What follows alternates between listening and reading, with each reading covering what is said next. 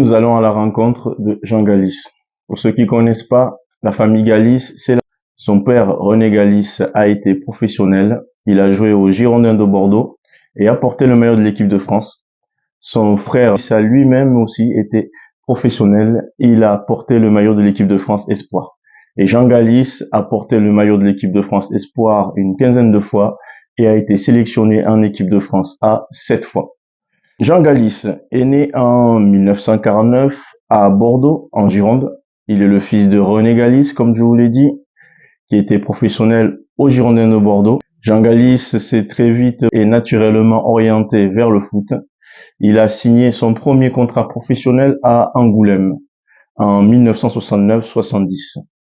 S'en suivra une carrière qui le mènera dans de prestigieux clubs tels que les Girondins de Bordeaux, l'Olympique Lyonnais, à la rencontre aussi de différents coachs prestigieux tels que Aimé Jacquet à Lyon, qui lui permettront de s'ouvrir les portes de l'équipe de France Espoir, puis de l'équipe de France A.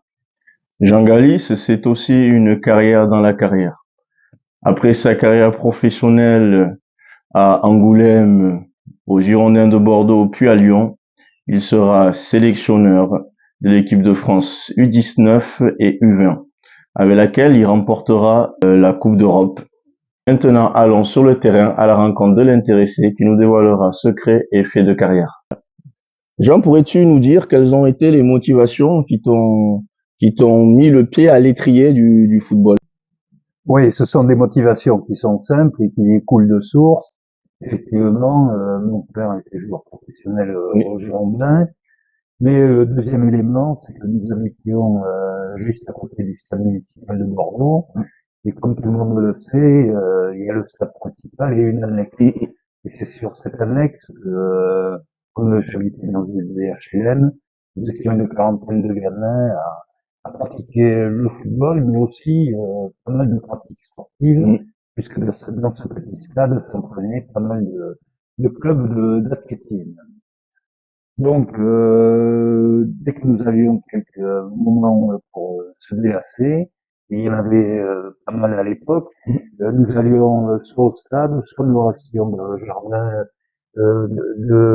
du HLM, et là on s'organisait comme les jeunes le faisaient à l'époque, et continuent à le faire en banlieue parisienne, et donc on faisait des heures de parties, de jeux, qui permettaient à ce moment-là de développer un peu toutes les qualités nécessaires pour jouer au football. Est-ce que tu penses que le milieu social est déterminant pour faire un début de carrière prometteur en football? Je pense que ce qui est essentiel au départ, c'est quand même l'éducation que l'on reçoit de ses parents.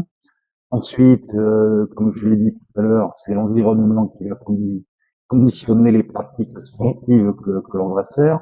Et si on est au Laurent, c'est certain que on est plus attiré par la montagne, par les activités de plein air que le football par lui-même.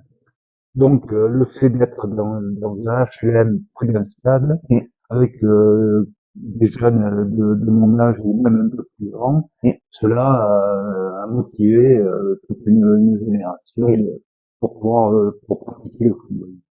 Et avoir l'avantage d'un père qui était en équipe de France, est-ce que ça a été déterminant pour cette carrière ou? Eh bien, je dois dire que il s'est pas trop occupé de nous. Il nous a laissé un peu libre de nos choix. Donc, outre le football, j'étais dans un patronage où on faisait du théâtre, de la chorale. Et comme je le disais tout à l'heure, les qualités physiques de base étaient développées grâce à la proximité de ce petit stade avec des clubs d'athlétisme qui étaient présents. Et je pense que la base, sauf si bon certains ne veulent pas trop l'admettre, mais l'athlétisme est quand même un sport de base où on apprend bon à courir, à souffrir, même si c'est des sports individuels, on apprend quand même à connaître et son corps et ses qualités morales qui sont nécessaires après pour pratiquer d'autres sports. Mais, alors si je devais rebondir sur cette affirmation, si tu devais conseiller à des enfants un premier sport, ça serait pour le foot, ça serait l'athlétisme, si je comprends bien. Eh bien, a priori, on a toujours appelé ça les sports de base. Oui. La natation, l'athlétisme et également la gymnastique. Oui. Je pense que toutes ces pratiques permettent donc d'avoir une meilleure connaissance de son corps propre, connaissance également de ses potentialités. Oui. Il suffit de prendre l'exemple de N'Golo Kanté, oui. qui quand même a une VMA de 21 km/h, alors que la majorité, comme moi, on était à 17, 18. Donc ces potentialités, elles existent, on appelle ça des aptitudes, c'est ça. Mais il va falloir les actualiser sous forme de capacités, et ces capacités-là, il faudra les mettre au bénéfice de la pratique sportive que l'on a choisie. Exactement. Donc c'est la logique de la pratique sportive, la logique interne, par exemple du football, qui va déterminer quelles sont les qualités à développer pour accéder au haut niveau. D'accord. En tant que préparateur physique, j'ai souvent évalué les aptitudes physiques des joueurs, c'est aussi bien dans le foot que le basket. Et pour le foot, les données qu'on a eues, c'est que par poste, il y a des aptitudes, en tout cas d'endurance, qui confirment la possibilité de jouer ce poste.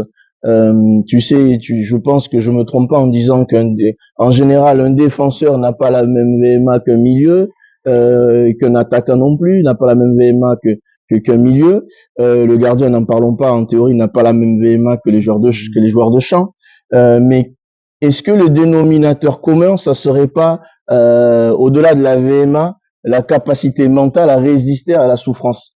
Ouais, effectivement. C'est la capacité à soutenir de hauts taux de lactate, mais c'est également la possibilité, enfin la capacité la capacité de récupérer. Donc il est nécessaire dans l'entraînement de développer la faculté de récupération du joueur, mais pas la récupération dans le sens du repos, c'est la récupération sur le plan cardiaque. Donc je pense qu'à l'heure actuelle, on met pas assez l'accent sur ça, et on essaie d'être dans des dynamiques d'efforts courts, intenses, répétés, comme le high intensity training. Mais je suis assez sceptique sur les effets justement que ce travail peut avoir sur la capacité de récupération.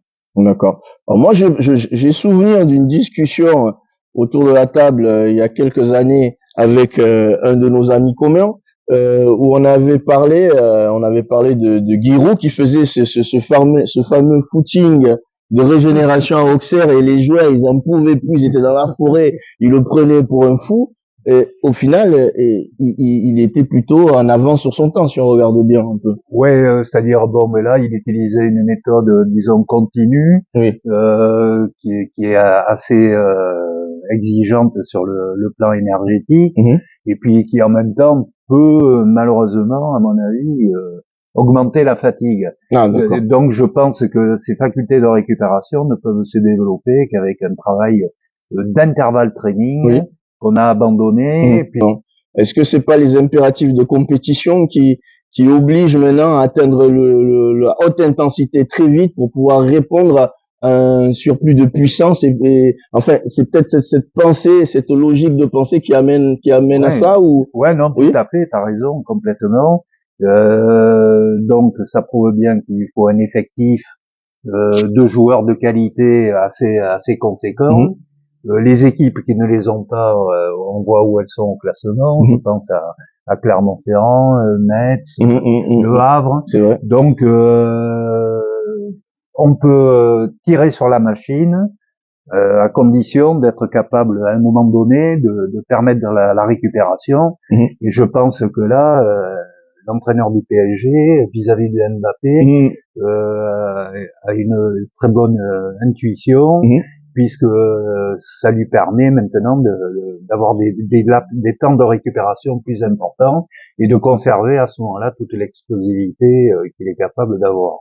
Alors, toi qui toi qui as connu des entraîneurs comme Aimé Jacquet, premier sélectionneur champion du monde, on sait que Aimé Jacquet avait un petit carnet qui est encore secret aujourd'hui. Personne sait ce qu'il y avait dans ce petit carnet. Alors,